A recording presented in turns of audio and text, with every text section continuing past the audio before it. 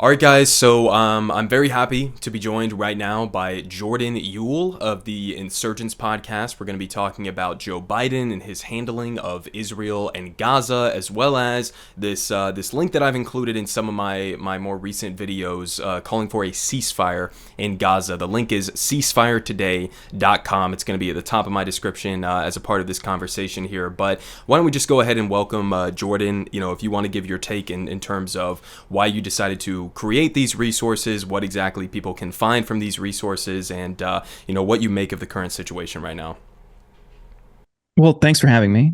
I created this site when I saw, after about a week of Israel's attacks on Gaza, there were some people who wanted to do things and were able to do things, take action. But I saw most people, friends, family, just strangers on the internet, feel very despondent, feel very isolated and unsure what to do with their justified anger and outrage. So, having worked in the progressive world for over a decade now, I kind of knew where to look for different tools that I thought could be useful, and I started to gather a couple of them. And after a day or so, 5,000 people had used it. I thought, okay, let's expand this. We have the international options now. We've got things that people can use to find a protest internationally. We've got petitions and ways to contact your MP if you live in Canada or the UK. And over the past month now, hundreds and hundreds of thousands of people have used this to demand a ceasefire. And you're seeing the results in the press. Just as recent as yesterday, there was a piece in the Huffington Post about how members of Congress and their offices are completely overwhelmed because of the number of people who are emailing and calling demanding a ceasefire. This really represents, I think, a miscalculation on Congress's part.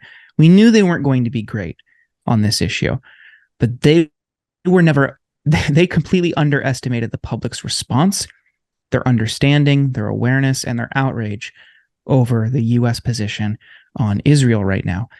And we've seen some members of Congress call for a ceasefire. Many, many more need to join that call. But I think the best manifestation of public pressure has been the U.S. calling on Israel to establish humanitarian corridors. Granted, this is not sufficient, and a temporary pause in the fighting does not negate the horrific scenes that we are seeing out of Gaza. Now, 11,000 people have died. Over the past 24 hours, multiple hospitals in Gaza have been bombed. As recent as a few minutes ago, and just before we started recording, another update on Al Jazeera detailing the horrific scenes at Al Shifa Hospital, and that's the biggest hospital in Gaza.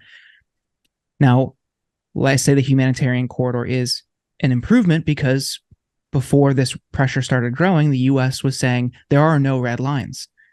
We stand with you completely. That's not their tone anymore, and that is a result of public pressure. So right. As we continue to build this pressure and as people continue to take action through protests, through calling and emailing their members of Congress, they're showing up, doing direct action if you want. All of these things together make it impossible for Congress and elected officials internationally to ignore this crisis.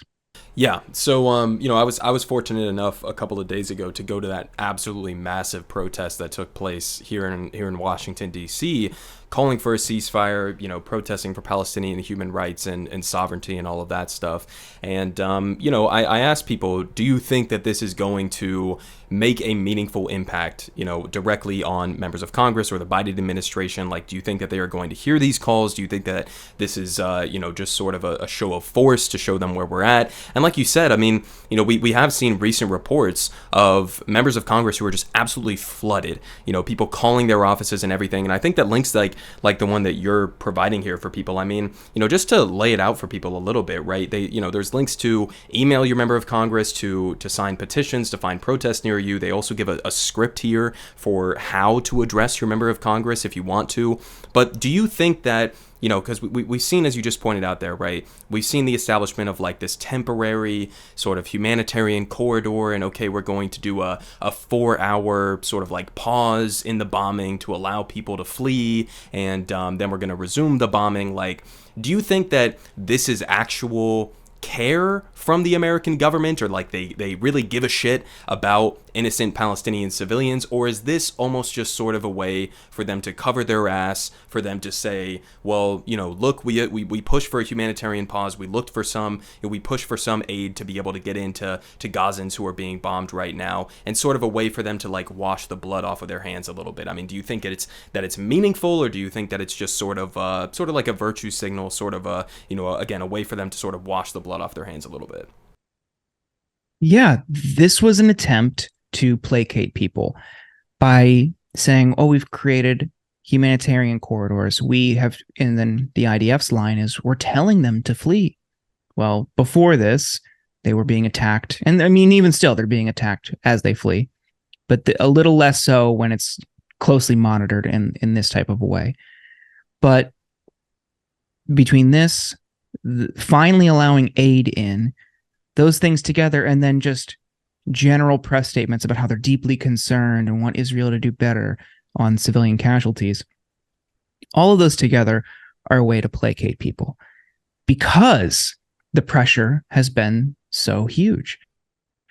They wouldn't do that. They wouldn't do any of that if people weren't paying attention and weren't blowing up their phone lines, flooding their email inboxes, disrupting the flow of Congress through protests, packing the streets, stopping traffic. These are types of things that they can't ignore. And a lot of people, and I understand why, because Congress and politicians in this country don't work for people. And I understand why there's cynicism about just directly contacting your member of Congress. But I want people to understand is how that works. They track every single email and call by the issue and on which side of the issue you are on week to week. Yeah. And they get reports. Oh, this many people called in support of a ceasefire, and this many people called or emailed in against it and want to quote, stand with Israel. That is in part how they are guided. When they see their constituents, hundreds or thousands and thousands of their constituents demanding them take a side, I mean, that is, in some cases, depending on the size and scale of outreach, that could be a majority of their district. And if they see a majority of their district is telling them to do one thing, they're going to end up doing it because it could eventually imperil their job. It is out of self-preservation. You have to recognize that. It's not driven by any sort of ethics or morality or principle. And if that is what it takes to get action, fine, so be it. But that's why keeping this pressure up and continuing to grow this pressure is important, because that's how they're guided. It really is a numbers game for them. So where do you think this comes from the Biden administration's perspective, or from Biden himself? Like, do you think that this was just like a total miscalculation on his part, that maybe he didn't think that there would be this much of an uproar, there would be this much solidarity with Palestinians, or sort of like anti-Israeli government sentiment in the United States? Or is this sort of more just like an ideological thing for him? Because I mean, he's always been, I showed on my channel a couple of days ago, there's this speech that he had from, I think it was like 1986 or 1987 when he was in the Senate, and he basically said, paraphrasing here, but if Israel didn't exist, then the United States would have to create an Israel in the region, because that is beneficial to our geopolitical, ambitions, to our economic ambitions in the region, right? So is this like, is this just a miscalculation politically from him, or is this something he really believes in, and now he's saying, oh shit, look at all of his backlash, like this may actually impact me in 2024? Like, what do you make of Joe Biden's perspective on all of this? I think it's a little bit of both. Someone close to his campaign told me about a week ago that they firmly believe, that campaign, his team firmly believes, that they do not have influence over Israel the way that many of the American public thinks they do. And he said, even though he's close to it, he said he doesn't agree with that calculation. So I think part of it is that they just didn't correctly predict how mad people would be. And maybe they felt, oh, these are a lot of out of touch elite DC types who work in his circle and are in his orbit. And their point of reference was probably 9/11, when it was very easy, because of how heinous the October 7th attack was, it was very easy to sell, they thought, this response, framing it within the language of self-defense. But then as time went on, it became clear this is not purely just self-defense. The way they're going about it the recklessness with which they went about it wreaked just total destruction and havoc on thousands of innocent women and children, men included. And that there was another layer to that we didn't have after 9/11, which was people are broadcasting their experience through social media, through their phones. We didn't have that. It was very easy to just sell a narrative and have everyone accept it without any counter programming, personalized counter programming. We're at a time now where, I mean, this show is a testament to it, right? People get their news and get their information in part from people rather than legacy media only. So it's a totally different landscape in how people consume news, how people process things like war. We really got a glimpse of that in the Ukraine-Russia war, the way people turned it into kind of like fodder for content on Twitch. People were just kind of like live streaming and reacting to the war. It's like, this is just like a totally new experience for people. I mean, to me, that just sanitizes the horrors of war. But this does feel distinct in the way people are reacting to it, and it being just a new front on this fight for Palestinian freedom. Yeah. So what do you make of, because this is another thing that I've heard from a lot of Republicans, sort of touching on that media consumption thing that you just talked about, right? I've seen a lot of Republicans, even some Democrats as well, who have come out and they blamed TikTok, right? They've blamed sort of like a nefarious Chinese propaganda effort to sow division amongst the American people on TikTok by promoting a pro-Palestinian narrative and an anti-Israeli narrative. Like, where do you draw the line on that? Because to me, in my perspective at least, you know, I go through, I am on TikTok, right? I have my own TikTok account. I don't really post on it, but, you know, when I see a lot of pro-Palestinian things that come across my feed, I never really see anything that's pro-Hamas. It's mostly just, you know, anti-bombing of Gaza right now and pro-ceasefire and, you know, all of that good stuff. But where do you draw the line in terms of, like, you know, sort of the crossover between this being the narrative that Republicans are trying to sell of, oh, this is TikTok propaganda, young people especially are being turned against the United States and our ally, versus this being, okay, well, actually young people have, you know, different avenues for media consumption where we're able to directly see what's happening on the ground and get a feel from average Palestinians who are suffering under this. Where do you sort of like draw that distinction? I mean, them invoking TikTok felt just like a furtherance of their attempt to start a new Cold War with China. Right. That just doesn't really resonate with me at all. Maybe because I'm not on there and don't get it. But yeah, the idea that this is solely a TikTok problem, it doesn't really make sense to me, because people are still getting their information from Instagram, Twitter. I'm sure there's people who are getting it from Facebook, for better or for worse. But that's I felt like was kind of a total distraction, and that was part of their broader efforts to conflate all of these things, right? It's TikTok. Oh, this is just anti-Semitic. And like you said it, oh, they're pro-Hamas. I mean, no rational person is pro-Hamas. Right. And the way they're trying to kind of muddy these waters ultimately is just to cover for what Israel is doing. It's indefensible. I mean, we talked about it at the beginning. I mean, they're bombing like multiple hospitals this week. They have yet to prove that this is a actual operations center for Hamas, or that there's Hamas activity in any of these hospitals. They've released a 3D rendered video depicting what I guess would be tunnels, and with rooms that don't have doors. The functionality there, I still have a lot of questions about, but that was their proof for preemptively justifying a bombing which of a kind of hospital. harkens back to like the 9/11 days, right? And sort of these the random Al Qaeda caves, right? Exactly. Like, oh, okay, so like Osama bin Laden is pinned up in like this random mountain or whatever, and so we need to go after this tunnel network or whatever the case may be. Yeah, I mean, I think that's a good point there as well. But it is kind of like it's kind of a constant information war that's going on right now, and you really do see with how polarizing this kind of an issue is, where people get their media consumption from, and you see this playing out in real time. So, you know, one other thing that I wanted to ask you about, aside from the media aspect of this, is where do you think that this is going in the next couple of weeks or months or however long this operation takes, right? Because we have Israel, I think it's kind of disputed at this point, at least from my perspective, what their actual goal is right now in Gaza. If you listen to the Israeli government themselves, they're saying, okay, well, we're just going in there to eradicate Hamas, right? But if you look at what's happening on the ground, if you look at especially some of the other statements and posts from fellow Israeli politicians or ministers within Benjamin Netanyahu's government and coalition, it seems like it's a lot broader than that. And it seems like, it may not be at such a surface level as they're trying to sell it right now. So what do you think the actual goal is here for the Israeli government during this offensive? I mean, it just seems like another Nakba. Like they're trying to ethnically cleanse and displace as many people as possible, shrink, or maybe even, God forbid, I mean, completely eliminate Gaza altogether. But it does seem like they're trying to push as many Palestinians as they can south, shrink the territory, maybe push some into Egypt.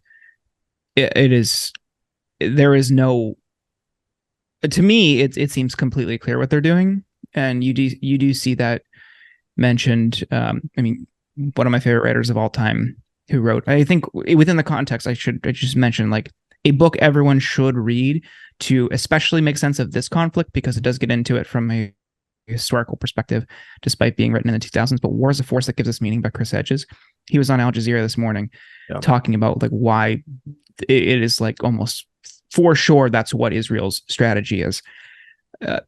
I don't see it going any other way. Earlier today, someone from Carnegie Endowment for Peace made the case on MSNBC that a mass casualty event, I mean, within acknowledging that 11,000 people is already a mass casualty event, but maybe several hundred or 1,000 or something in one action, strike, whatever, right, attack, battle, that might be what ends it preemptively. But I want to remind everyone, it does not have to end this way, because the power really is within our hands and the hands of people around the world. Because as I talked about, that's my case. I think the advancements that we've seen, the change in tone from the US, is a direct result of people expressing their outrage and refusing to relinquish after a week, or even this attempt to placate them. The actions are still going. The protests are still going. People are still emailing and calling. Do not give up until there's a ceasefire. We've had ceasefires before. Many of them have lasted years. And the idea that there can't be a ceasefire because of Hamas is ludicrous, because 3 days before October 7th, Israeli snipers were shooting protesters in Gaza. So spare me with this idea that we can't have a ceasefire simply because of Hamas. If the pressure continues to mount, we can change that course. There does not have to be another Nakba. There does not have to be mass ethnic cleansing or a displacement of millions of people permanently. We do not have to accept that fate, because the power is within our hands. Yeah.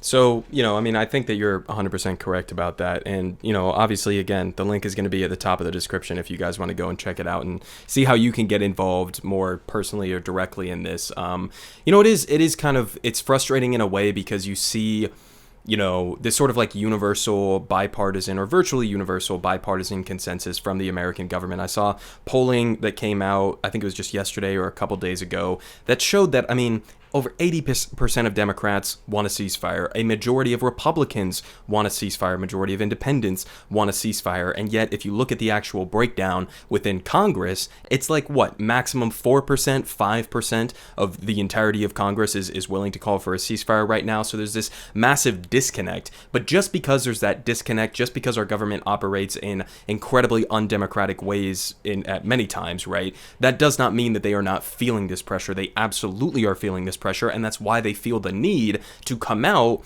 and to push for things like a humanitarian pause, as inadequate as that may be, and to sort of like, at least in rhetoric, try to rein in the Israeli government strategy right now within Gaza. And so I do think that it's important that everybody stays focused on that, and don't become too pessimistic, don't become too nihilistic. There is a difference that people can make if you stay focused, if you put the pressure on, and if we have enough people doing that. So with that being said, I do want to ask you just a couple more questions here real quick. Number one would be, Where do you see this going in terms of, right, we've talked about the Israeli policy and what potentially their goal is going to be. There's also this concern over a spiraling towards a broader war in the region, right? You have the prospects of Hezbollah getting more involved in this. You have the Egyptian government that came out, I think it was about a week ago or so at this point, that said, we are not going to allow for a sort of like mass displacement of Palestinians into Egyptian territory, right? And you see that conflict between what it looks like the Israeli, if they, in their ideal world, got whatever they want and were able to mass displace Palestinians into the Sinai Peninsula or whatever the case may be, you see this conflict brewing, and you see this sort of like ramping up with the United States putting more of our warships in the region and all of that stuff as well. Where do you think this is going in terms of the potential for this to spiral into a broader conflict in the region, and especially like the U.S. role in that? Where do you think that's going in the next couple of weeks? I mean, when this conflict broke out on my podcast, The Insurgents, Rob and I were talking about this prospect, and we were doing it in almost like hushed tones, despite it being a pre-recorded conversation, because it felt a bit hysterical at the onset. But I mean, unfortunately, we've been proven right. That risk is now elevated, and I think that's why calling for a ceasefire now is so important, because it makes everybody more unsafe. If you want to stand with Israel, I mean, go for it, whatever. I think you're wrong, but they are also in danger if this continues, because Hezbollah's getting involved, Iran can get involved, the Houthis in Yemen, however they're shooting rockets into space, they're getting involved. Like, there is a great likelihood, if this continues, that this could turn into a broader regional war. The U.S. military industrial complex wants that, because this could be their end. Actually, go to war with Iran. You had Hawks. What is it? Week 1, week 2. Lindsey Graham was explicitly saying at that time there should be a preemptive strike on Iran.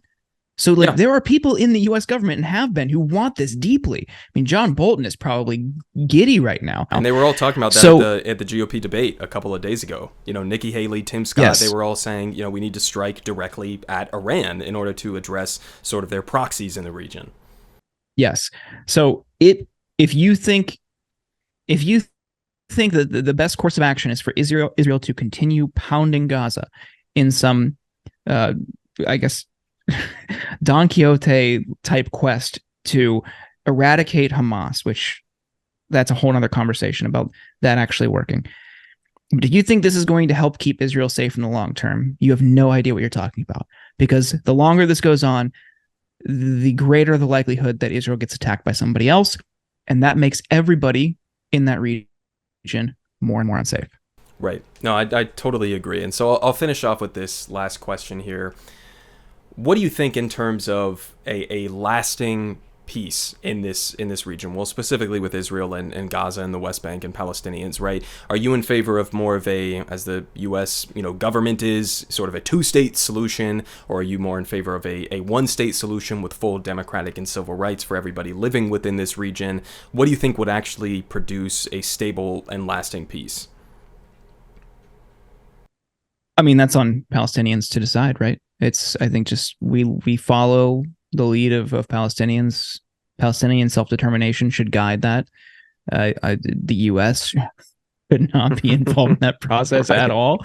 I don't know. It just feels like who living there gives a shit what I think, Right. Like, right. I understand everyone has like a take on it. I don't know. Ideally, like a one state where everyone lives in peace and harmony, everyone's treated equally. That's great. It's really just, I think it's just the Palestinians' call. Right. Absolutely. Well, yeah, with that being said, I appreciate you coming on the show. I appreciate you giving everybody your perspective. Again, guys, the link is going to be down in the description. It is ceasefiretoday.com. It's got all of the good resources that you need to email, to call, to participate in protests, whatever you can possibly do to give some sort of like a modicum of an additional point of pressure on the U.S. government to call for a ceasefire, to work towards some sort of lasting peace. So, yeah, I appreciate you coming on the show, Jordan. If you have anything, last words you want to say to everybody, then go ahead. Just thank you for having me. Thanks to everyone who's taken action. And I really can't stress enough how easy it is to take action. Like you were saying, some of these are already pre-filled out for you. You could just go in, put in your information, find your members of Congress, and it already has an email demanding a ceasefire written up for you. It takes one click, boom, you're done. So please take action if you haven't already. Right. Absolutely. Everyone is saying good Politic guy has the best Politic. Believe me, no one does it like him.